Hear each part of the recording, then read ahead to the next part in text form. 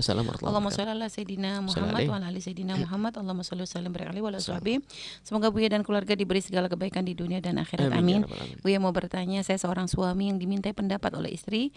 Istri saya sudah S2 Buya. Dia suruh dan dia disuruh sama Pak Kiai Ponpesnya waktu mondok dulu untuk mengajar menjadi dosen di Ponpesnya yang bakal diajarkannya sekitar ilmu syariah atau ilmu agama. Tetapi yang akan diajarinya ini bercampur antara banat dan banin Buya. Gimana hukumnya seorang wanita mengajarkan mahasiswa yang banat dan tapi ada baninnya juga Buya? Baik, ini pembahasannya masalah bab ikhtilat. Yang tidak boleh mutlak itu adalah khalwah antara laki dengan perempuan berduaan. Ya Buya. Yang sekiranya di saat berdua dia bisa melakukan keharaman apa saja. Bukan saja urusan zina, tidak mungkin berpegang tangan atau yang lainnya begitu. Jadi itu khalwah. Adapun ikhtilat itu bercampur laki dengan perempuan tapi tidak sendirian. Mungkin perempuannya 5, lakinya 1 atau banyak begitu. Jadi berkumpul itu gimana hukumnya? Seperti di pasar dan sebagainya. Maka hukumnya sering kami sampaikan ada 5 hal menjadi tidak haram. Yang pertama adalah laki dengan perempuannya sama-sama menjaga. Orang yang menjaga pandangan ya. Jadi orang terhormat. Yang kedua adalah sama-sama menutup aurat. Sama-sama menutup aurat. Biarpun sama-sama menutup aurat di kalangan orang tidak terhormat juga nggak pantas. Kadang-kadang menerawang di balik kerudung. Ya, Jadi sama-sama menutup aurat. Jadi kalau sudah ada muka aurat satu ya jangan. Yang ketiga adalah yang dibicarakan adalah kalimat yang baik. Yang diomongkan kalimat yang baik. Kemudian tempatnya pun adalah tempat yang terhormat, bukan di tempat yang rendah atau hina. Yang kelima adalah tidak berdempet-dempetan. Tidak berdempet-dempetan, tidak bersentuhan, tidak bernempel begitu. Nah, jika terpenuhi 5 hal yang semacam ini maka tidak haram lagi. Seperti halnya kita berada di pasar, di sebuah ini acara apa itu. Ini adapun masalah untuk mencari kesempurnaan yang lebih istimewa, iya dipisah laki dengan perempuan. Seandainya sudah tidak ada lagi guru laki-laki, ya nggak perlu perempuan lah. Kalau perempuan pun dengan beberapa aturan. Mungkin tidak harus menghadap, hanya mendengar tausiahnya saja seperti itu. Kalau seandainya memang harus semacam itu, asalkan betul-betul terhormat dan ustadzahnya juga dengan terhormat, akan itu juga bukan suatu yang terlarang. Misalnya ya menutup aurat dengan baju yang sesuai dengan syariat Islam, dan mahasiswanya pun mungkin juga santri yang diajari ngerti kehormatan, maka nggak ada masalah yang demikian itu. Cuman kalau kesempurnaan, iya sebagian pondok pesantren kan dipisah. Nah, ini nasihat buat pondok pesantren. Jika ini adalah sebuah kemuliaan, bukankah kita semuanya ingin mulia? Maka alangkah indahnya jika pondok-pondok pesantren juga menerapkan yang demikian, pemisahan selagi masih mungkin. Pemisahan putra dengan putra, putri dengan putri, gurunya pun juga begitu. Kalau guru perempuan tidak usah ngajar laki-laki atau sebaliknya begitu. Ini adalah kesempurnaan. Cuman nggak bisa kita samakan antara pondok dengan pondok. Yang penting akhlak tadi, seperti itu. Dan Buya, kadang kalau ini kan di pondok Buya, artinya kalangan-kalangan yang memang mungkin sama-sama mengerti tentang ilmu syariat. Jika mohon maaf Buya, seorang pendakwah misalnya yang dia berdakwah di tempat ya untuk orang umum gitu Buya, tapi ternyata di situ jamaahnya laki dan perempuan, apakah diperkenankan Buya? Pada dasarnya tetap diperkenankan. Pada orang ngaji tujuannya baik semuanya. Hanya masalah kesempurnaan tingkat irsyad, tingkat pangkat. Sama ada. Seorang wanita bisa saja berceramah di depan laki-laki, tentunya karena hadir pengajian berarti kan tentunya laki-laki yang ingin baik, bukan hanya ingin mencermati kecantikan orang itu atau naudzubillah gitu.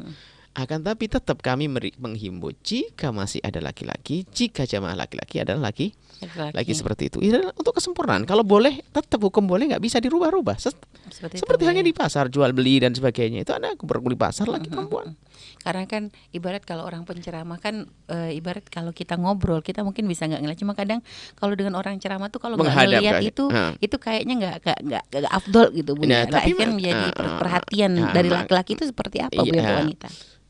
Itu kan masalah aurat nazar ya, seorang aurat nazar itu seorang laki-laki tidak sama, perempuan pun tidak boleh melihat laki-laki kecuali untuk hajat dalam belajar mengajar. Gak ada perlunya seorang murid memperhatikan gurunya laki-laki sampai mau di sifat-sifat, iya juga benar lagi.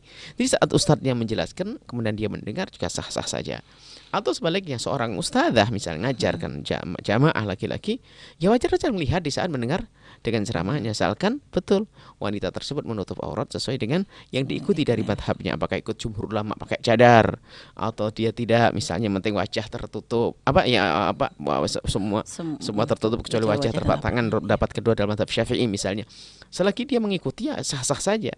Hanya itu harus semuanya saling menjaga. Hanya kalau kita bicara tentang keutamaannya, lebih utamanya adalah ya kalau bisa wanita hanya dengan jamaah wanita. Makanya ada sebagian wanita yang tidak mau, itu ya sah-sah saja. Ada sebagian wanita yang kita dengar dia sangat menjaga, bahkan di syuting juga tidak mau waktu itu. Ini tidak mau, ya sah saja kok, jangan dianggap sok loh. Andai kadang-kadang kita ini suka dengan kesombongan kita sendiri. Ya, di saat melihat ada orang pengen menjaga diri, kita bilang sok banget. Atau sebaliknya, yang sudah bisa menjaga diri menganggap orang lain kok seenaknya sendiri, ustazah kok ceramah di depan orang lain. Semua ilmu tuh ada kejelasannya, penjelasannya ilmu tuh ada. Hanya ada martabat ilmu, ini adalah sepakat halal haram. Kemudian masalah maratib, martabat kemuliaan itu adalah babnya beda. Jadi harus dibedakan.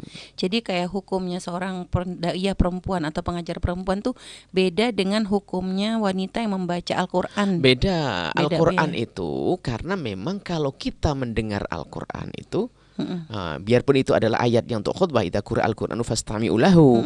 Kalau kita ada orang baca Al-Qur'an tidak kita mendengar, maka kalau wanita membaca Al-Qur'an itu lebih berat hukumnya daripada hal-hal semacam ini, obrolan dan ceramah. Kalau ceramah ya misalnya kan kita bisa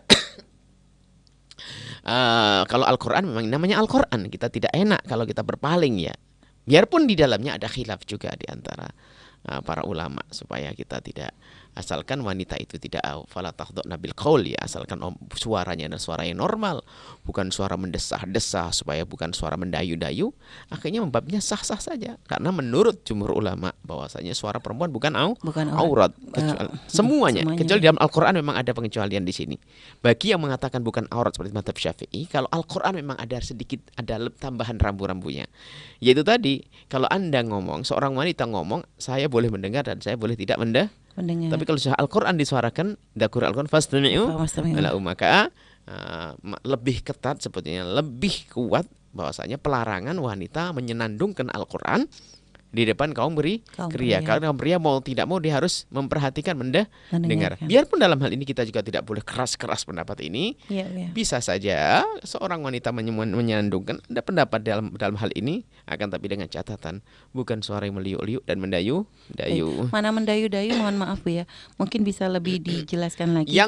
Kalau misalnya kan mohon maaf ya, tilawah Quran yang memang kadang dibaca itu kan memang kadang dengan suara yang tinggi, lalu tentu ada lekuk-lekuknya gitu Bu ya. Itu gimana Bu ya? Mengikuti suara Al-Qur'an dengan rambu-rambu bacaan Al-Qur'an, bukan mendayu-dayu yang salah. Yang tidak benar itu adalah dengan didesah-desahkan. Ada semua remuan, mohon maaf ya, kalau bahasa Jawa Timur kemenyek ya, atau ganjen, ngomong aja pakai desah-desah segala macam dan sebagainya. Yang sekiranya itu secara khusus menggugah orang yang hatinya rusak. Orang yang hatinya ada. Nah, ini akan seperti. Jadi memang gini loh ya. Jadi kalau cara keutamaan sebaiknya ya jangan dong. Biar baca Al-Qur'an kaum pria. Seperti di pondok, sebagian pondok kita tidak mendengar seorang wanita menyenandungkan Al-Qur'an di depan kaum pria. Itu adalah martabat. Cuman suatu ketika kalau kita mendengar seorang perempuan menyenandungkan Al-Qur'an, mungkin karena tidak ada dan sebagainya, ya jangan kenceng-kenceng amat deh. Cuman kita perlu mengajak. Cuman kadang orang itu tuh dikuasai dengan kesombongannya, yang sudah bisa menjauhkan perempuan dari baca Al-Qur'an di depan umum, langsung merendahkan yang lainnya. Atau yang masih biasa membaca Al-Qur'an merendahkan orang lain. Ini hidup kok begitu tuh gimana? Ada ilmunya kok semuanya. Baik, ada ilmunya semua. Baik, terima kasih Bu ya atas jawaban dari Bu ya.